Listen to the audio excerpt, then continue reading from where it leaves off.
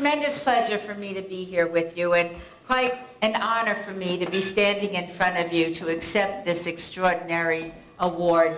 I appreciate so much the words of my very dear friends, Mike Manitas and Dina Titus.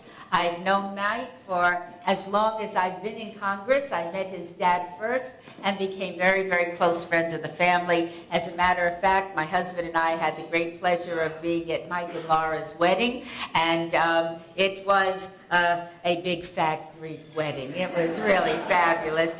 Dina, I think, quite accurately talked about our relationship. We have known each other for many, many years. She was a wonderful bridesmaid at my last wedding.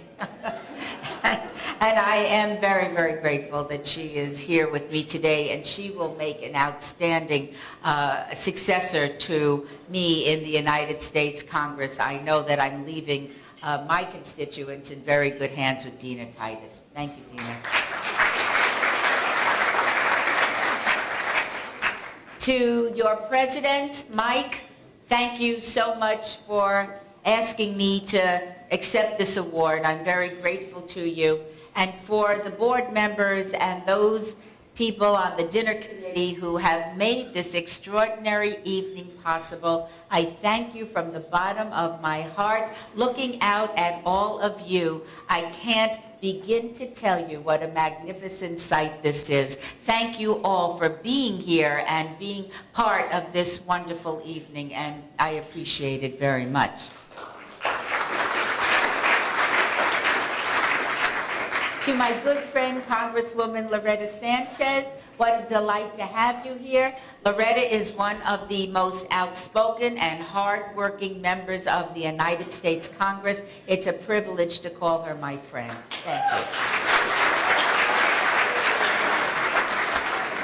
And to my fellow awardees, I am so privileged to be accepting an award with you.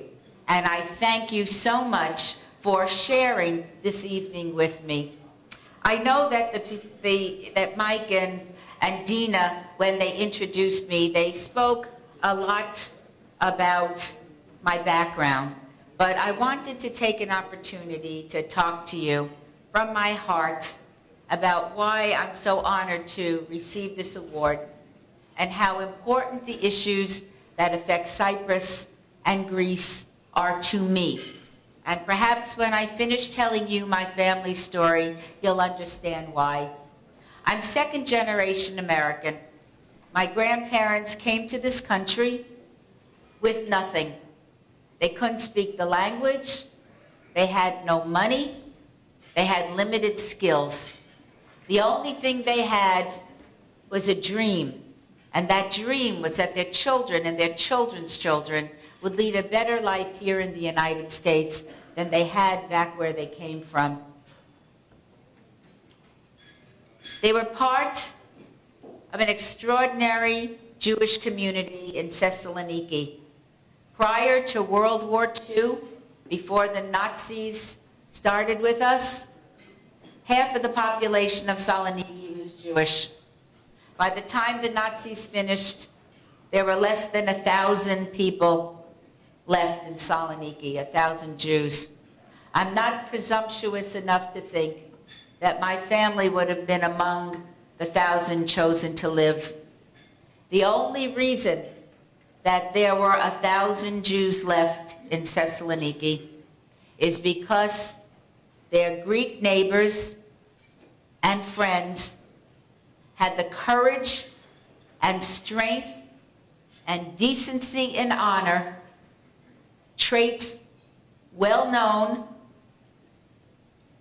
by Greeks, to hide their Jewish neighbors. They took Jewish children into their homes as if they were their own.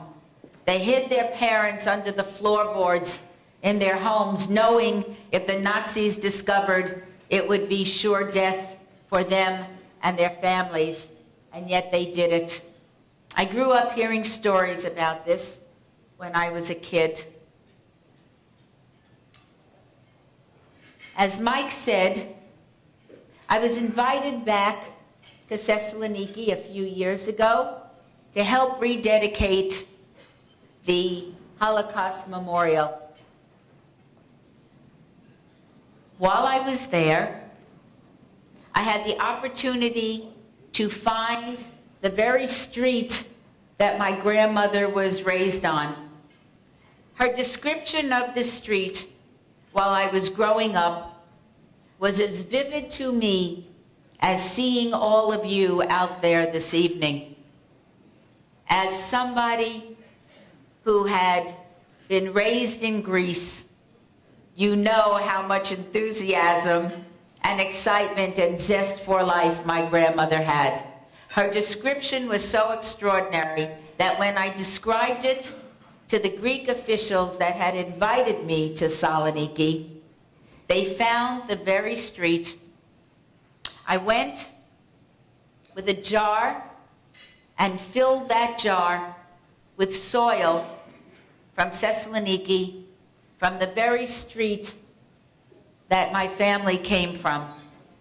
I wanted to present it to my mother on her birthday, which was a month away.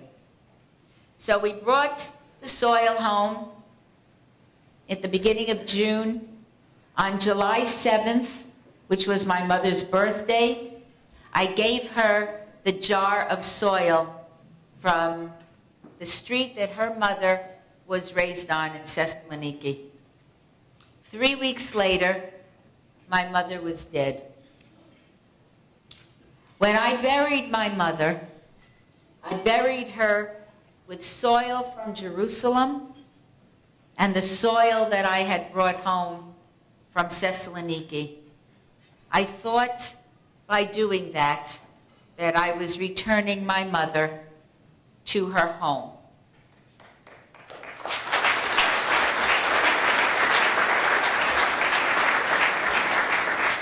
I have not a drop of Greek blood in my veins, but I have my Greek in my heart where it belongs. So when I came to Congress and became very involved in the Hellenic Caucus and became very good friends with the Greek community, thanks to the Manitoses in Washington, D.C., I took up the cause, so many causes that we have. It is incomprehensible to me that after all these years, the Turks still occupy parts of Cyprus, and that the world community turns its back and closes its eyes on a travesty that should have ended decades ago.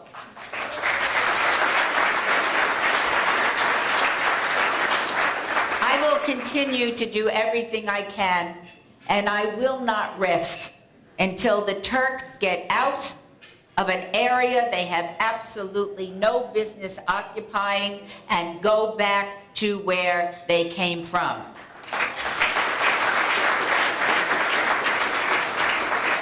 Another issue that I have a great passion for is what the Turks are doing to the Greek Orthodox Church in Constantinople and throughout Turkey. It is outrageous that church property has been confiscated, seminary has been closed, and the Greek Orthodox Church is in jeopardy because of the behavior of the Turkish government. Let the entire world know that such behavior should not and will not be tolerated by decent society and decent nations throughout the world. And until we speak with one voice and ensure religious freedom and justice for the Greek Orthodox Church in Turkey, everyone in this country and throughout the world, no matter what religion you are, is in jeopardy of that happening to you as well.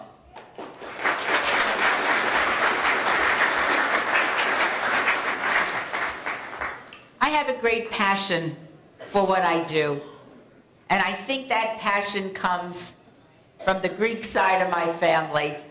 They had a zest for living. They were remarkable people, strong, courageous people that made a home for themselves in the faraway land of the United States of America.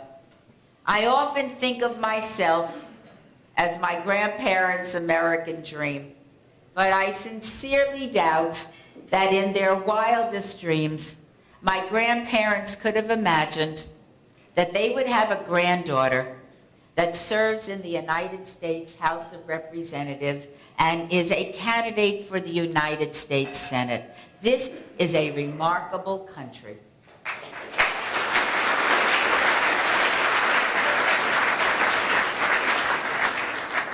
I accept this wonderful award. I cannot tell you how much it means to me. I appreciate your friendship and your love and your support, not only for me, not only for our wonderful country, the United States of America, or for what you do for our friends and our neighbors and our families in Greece, in Cyprus. We make a difference. The Greek community in the United States of America is extraordinary by any measure, and I am proud to be a part of it, and I thank you. I thank you from the bottom of my heart for making me feel as if I am one of you. Thank you very much.